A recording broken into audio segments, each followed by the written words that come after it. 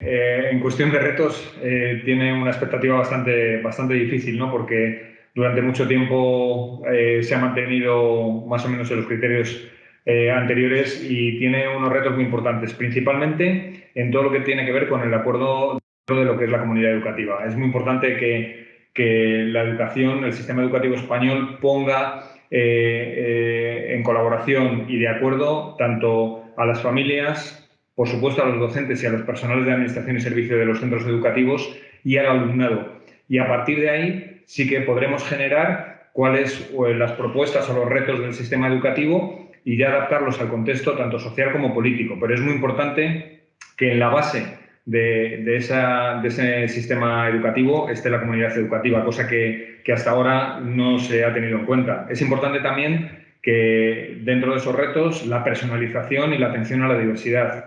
La escuela no es un listón en concreto para todo el mundo, sino que tiene que adaptarse a las competencias y a las capacidades de todos y de todas, y eso es muy importante.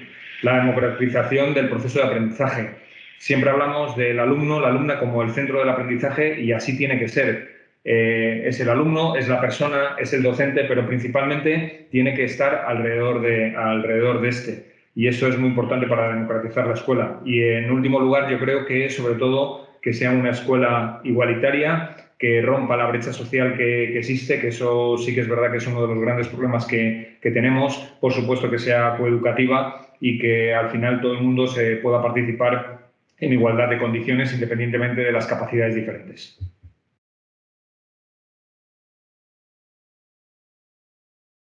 Bueno, la Escuela IDEO es una escuela muy reciente que tiene un propósito principalmente de una educación integral, una educación global, una educación que atiende en primer lugar a la persona. Entendemos que el centro de nuestra propuesta es la persona. Cuando hablamos de la persona hablamos de toda la persona de la comunidad educativa en general, pero más en concreto del propio alumno, de la propia alumna. El enriquecimiento personal y el enriquecimiento social.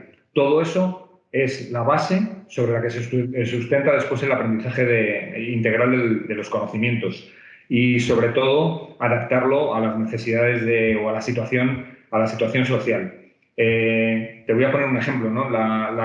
Es tan importante el centro que en el centro esté la persona. Nosotros tenemos un programa de educación intergeneracional en el que entendemos que las personas mayores, los adultos, los ancianos pueden participar de todo ese proceso junto con los jóvenes, con los niños, porque se trata de poner en primer lugar a la persona. Entonces, en ese sentido, creemos que potencia el crecimiento personal. Después, por supuesto, todo lo que tiene que ver dentro de la filosofía, lo que tiene que ver con la calidad de vida, con los buenos hábitos, con una actividad física diaria, con una buena alimentación, una alimentación responsable, con unos buenos hábitos que nos favorezcan el crecimiento y, por supuesto, dentro de lo que es un planteamiento de sostenibilidad. En definitiva, también una de las filosofías, o sea, uno de los principios filosóficos más importantes es la creatividad, ¿no? Nosotros queremos ser como un gimnasio de creatividad. La escuela quiere favorecer los procesos de creación, los procesos artísticos, los culturales, ya sean musicales, ya sean actividades plásticas. Creemos que todo eso forma parte de la creatividad y de la formación de nuestro propio alumnado, igual que el trabajo por proyectos en materias transversales, de forma transversal, trabajando por ámbitos de aprendizaje y por espacios de aprendizaje. Y por último, sin lugar a dudas, la educación en valores, ¿no? La importancia que tiene en toda esta educación que decimos global integral, el seguir manteniendo vivos todos aquellos valores que nos hacen que seamos ciudadanos de bien, ¿no? y que podamos participar en lo que es el bien común.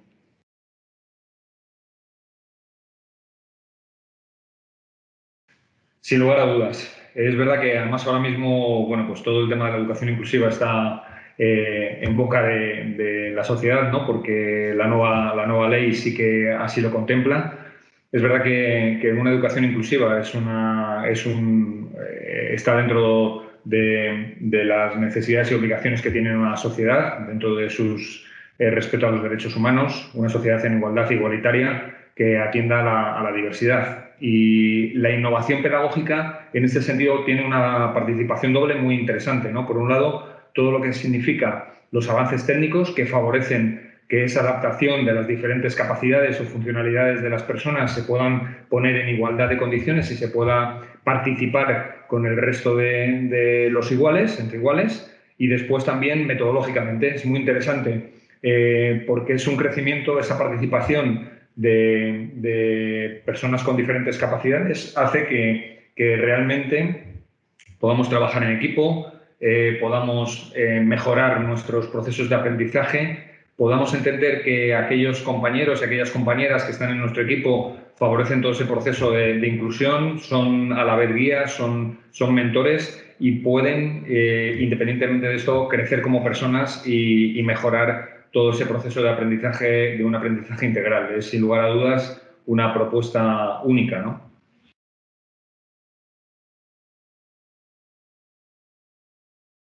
Desde luego, sí, desgraciadamente. Es una asignatura pendiente. Todos los informes PISA que tenemos de 2018 así lo dicen, ¿no? España, en ese sentido, la formación que damos a nuestro alumnado no alcanza los requisitos del resto de los países, pero en concreto, además, entendemos que tienen que mejorar claramente, ¿no? Tiene que, por un lado, incluir conocimientos transversales. La importancia de las competencias financieras es asociarlas al resto del aprendizaje, y eso es una de las cuestiones que nosotros estamos en deuda, ¿no? con ese proceso educativo. Por supuesto que también debemos asociar todas esas competencias financieras a los objetivos de desarrollo sostenible y a la Agenda 2030, que ahora mismo sabéis que sí que se está trabajando sobre ello. Todo lo que tiene que ver con comercio justo, con consumo responsable, con economía para el bien común, es necesario e imprescindible. Y es necesario e imprescindible desde las edades más pequeñas, ¿no? Desde los niños, desde la educación primaria. Consolidar un aprendizaje significativo que después nos vaya acompañando en el resto de nuestra edad y en la edad adulta. Y especialmente también, sobre todo en los procesos de aprender todos estos procesos de competencias financieras, pues haciéndolos, trabajándolos y viviéndolos, ¿no? Que es lo más importante.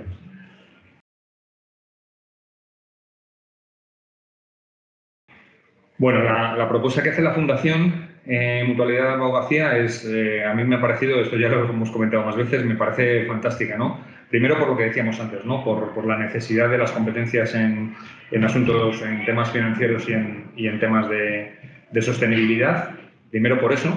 Y segundo porque ha hecho un planteamiento, el objetivo está claro, es ese aprendizaje y esa necesidad de poder acompañar todos estos procesos en la sociedad, ¿no? En el cumplimiento de lo que es una vida bueno, pues social, ¿no? Pero sobre todo los temas, los contenidos están muy bien elegidos, todo lo que tiene que ver el valor del dinero y la importancia que eso tiene en nuestros jóvenes, todo el tema del ahorro y la posibilidad, ya no solo el ahorro familiar, sino el ahorro individual, la importancia que adquiere en este sentido, la innovación, como hemos dicho antes, y la economía social, siempre entendiendo la economía circular, entendiendo esos beneficios de la colectividad, el consumo responsable, que también indicábamos antes, el comercio justo, entender también que todo lo que a la hora de las decisiones de compra hay que tener en cuenta y considerarlo, ¿no? Ese trabajo, esa propuesta que se hace desde el laboratorio, me parece que tiene una consecución fundamental, que es ese aprendizaje, y además está desarrollado a través de una metodología que es de Design Thinking, que favorece muy bien todos los procesos participativos y, sobre todo,